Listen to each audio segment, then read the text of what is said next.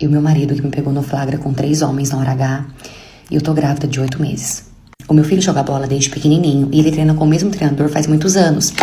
E esse treinador do meu filho, ele sempre foi assim, bastante safado, mesmo sendo casado, porque ele é casado, mas ele sempre foi pra frente, ele sempre foi casado. E por diversas vezes ele jogava indireto em mim, quando eu postava uma foto ele curtia, ele comentava, ele falava, tipo, nossa, como você é linda, você é o sonho de qualquer homem. Ele sempre jogava essas indiretas. Só que até então eu nunca respondi, a gente nunca chegou a conversar diretamente sobre isso, eu nunca cheguei a dar abertura diretamente, né, pra ele sobre isso. Mas eu confesso pra vocês que eu gostava, eu me sentia bem, minha autoestima subia, eu me sentia desejada, só que até então era só isso. A gente nunca chegou a fazer nada além disso e também a gente nunca chegou a conversar, né, sobre isso. Até porque ele é casado e eu também. E eu nunca tive problemas, eu não tinha problemas com meu marido, pelo contrário, meu casamento sempre foi um casamento saudável, sempre tivemos uma vida sexual muito ativa, sempre. Então assim, eu não tenho o que reclamar, eu não tinha o que reclamar do meu casamento. Até que eu acabei engravidando, e quando eu engravidei, quando a minha barriga começou a aparecer por volta dos 5 meses mais ou menos, o meu marido, ele parou de querer ter relação comigo. Tipo assim, ele falava que ele tinha medo de machucar o bebê, quando a barriga cresceu. Ele falava que ele tinha medo de machucar o bebê, e eu falava pra ele que não tinha nada a ver, até porque a médica falava, olha, não tem nada a ver, pelo contrário, é até bom, pode ter relação normal, isso é normal. E mesmo ele ouvindo isso da médica, ele não conseguia, ele falava que ele não conseguia, ele falava, amor, sobe, porque eu não consigo. E por várias vezes eu também fui procurar ele, sabe, fui assim, tentar, porque eu também tenho as minhas vontades. E ele me negava, ele falava, não, amor, a gente não vai fazer nada, porque a gente vai machucar o bebê. E, gente, eu ficava tão triste com isso. Isso acabava comigo. Na verdade, ele acabou comigo. Eu não me sentia mais mulher. Chegou num ponto que eu não me sentia mulher. Eu me sentia triste, eu não tinha autoestima, eu não tinha vontade de me arrumar, eu não tinha vontade de levantar da cama, eu não tinha vontade de fazer nada. Porque eu não me sentia mulher, eu não me sentia desejada. Até que um dia eu fui levar meu filho no treino. E assim, gente, como eu falei pra vocês, eu tava tão mal, tão triste, tão assim, largada, que isso tava refletindo em mim. Era nitidamente, se eu olhava pra mim, dava pra ver que eu não tava bem. Cheguei no treino, e nisso o treinador do meu filho veio conversar comigo. Ele falou assim, nossa, tá tudo bem? Você não tá com uma cara muito boa? Tá tudo bem, né, com a bebê, na gravidez? E ali eu comecei a conversar com ele e eu comecei a desabafar com ele. Parte 2. Então, como eu estava dizendo, eu fui levar o meu filho no treino. E assim que eu cheguei lá no treino, o treinador dele viu que eu não estava muito bem e veio conversar comigo. E ali a gente começou a conversar e eu comecei a desabafar com ele sobre tudo que estava acontecendo, comigo com meu marido. Eu falei que a gente não estava tendo relação e que isso estava me afetando, que ele tinha medo de machucar o bebê, mas que não tinha nada a ver. E ali eu comecei a desabafar com ele. E quando eu falei isso pra ele, ele falou assim, nossa, mas você é doido, seu marido é louco, você é linda, você é perfeita, você é maravilhosa. Ele falou assim, e você tá muito mais bonita agora grávida. Ele falou assim, você tá com um brilho tão lindo. E ainda brinquei com ele, eu falei assim, nossa, mas você só tá falando isso pra me deixar bem. Ele falou, não tô, você pode ter certeza que você sabe que eu sou afim de você, sempre fui. E mesmo grávida, você tá maravilhosa. E nisso ele brincou, ele falou assim, você sabe que se você quiser eu tô aí, é só você mandar uma mensagem que a gente vai se encontrar. Aí eu ainda falei pra ele, mesmo grávida? Ele falou, mesmo grávida. Beleza. Fui embora do treino nesse dia e depois desse dia eu voltei a me sentir um pouco melhor. Eu comecei a postar algumas fotos e toda foto que eu postava, o treinador dele respondia. Ele falava assim, você é linda, olha como que você é linda, você é maravilhosa. Mesmo grávida, você é maravilhosa, ele falava. Beleza. Eu comecei a responder as mensagens deles e a gente começou a conversar. E quando eu vi, a gente já tava entrando nesse assunto, eu tava muito frágil, eu tava carente. Acabei cedendo, aceitei ficar com ele, a gente marcou de se encontrar no motel. E a gente foi pro motel e a gente ficou. E depois desse dia, a gente não parou mais, a gente se encontrou por outras vezes. Até que um dia eu estava junto com o treinador e a gente estava conversando. E nisso a gente entrou no assunto de fetiche, ele começou a falar dos fetiches que ele tinha. E eu falei também que eu tinha um fetiche, faz muito tempo que eu tenho esse fetiche, que eu tinha esse fetiche, só que eu nunca tive coragem de fazer. E eu falei pra ele que o fetiche que eu tinha era de fazer menage, mas assim, só eu de mulher e com 2 ou 3 homens. Quando eu falei isso pra ele, ele falou assim, então, eu tenho 2 amigos que topariam. Ele falou assim, você tem vontade? Se você quiser, a gente faz.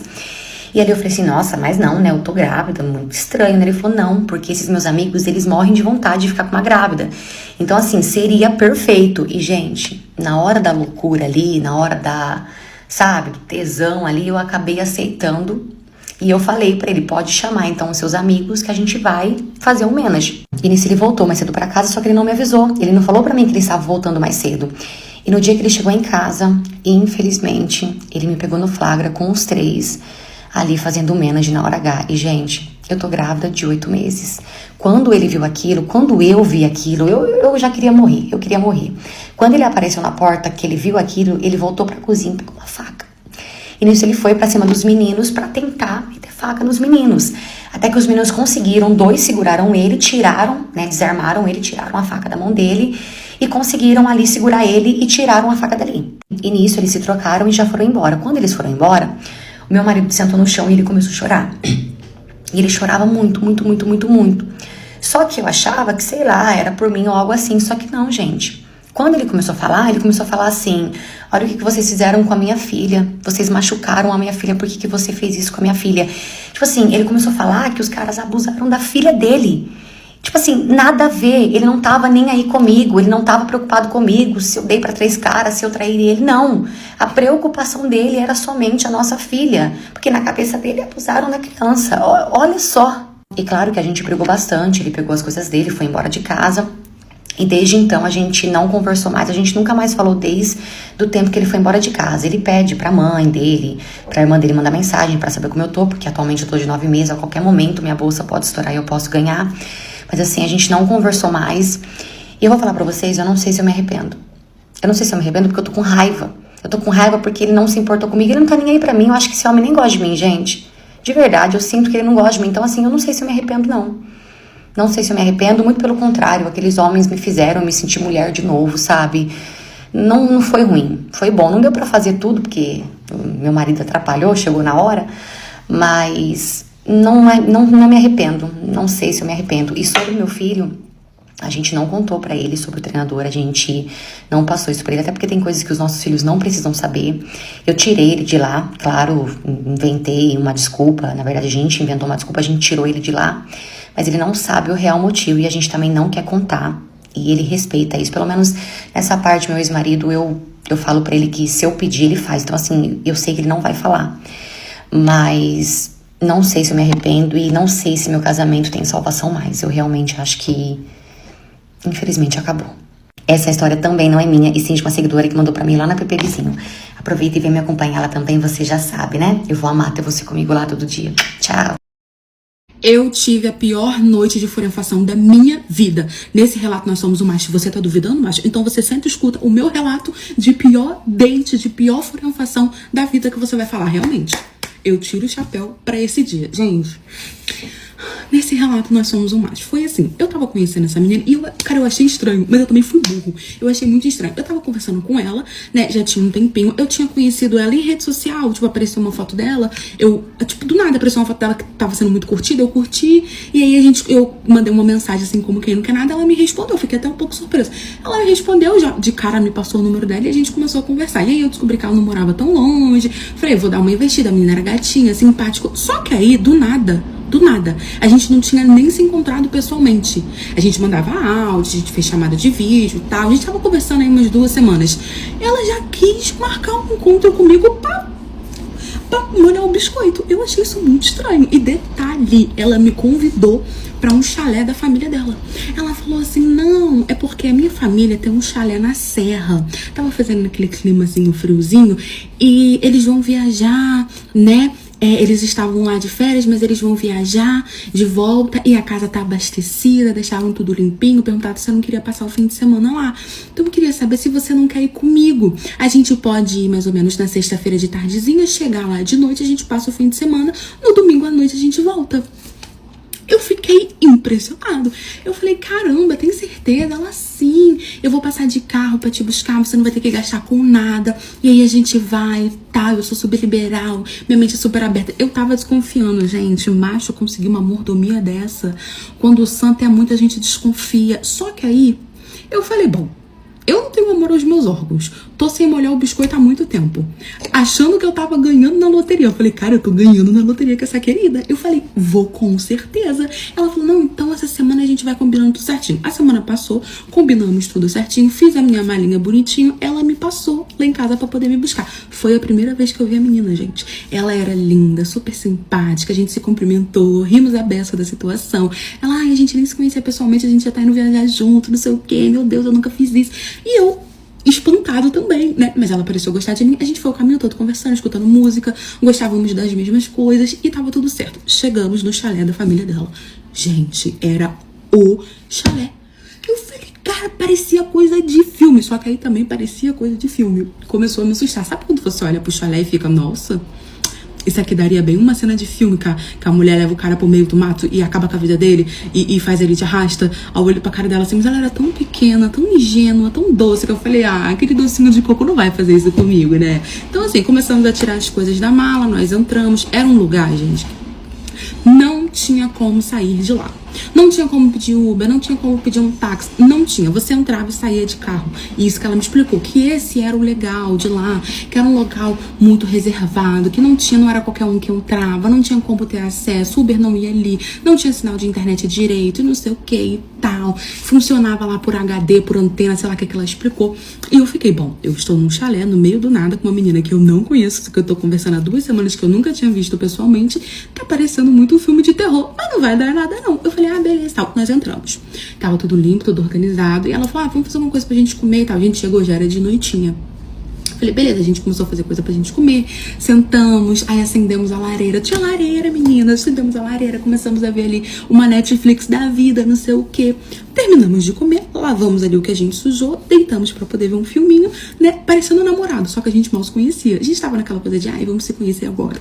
Aí a gente começou a se beijar, o beijo tava muito bom, não sei o que e tal. E aí a menina começou a tirar a roupa. Eu fiz assim, opa, chegou o meu momento. Só que quando eu ia tirar minha roupa, ela falou, não tire a sua, ainda tá muito cedo. E eu fiquei tipo assim, ela, não, eu vou fazer um showzinho pra você.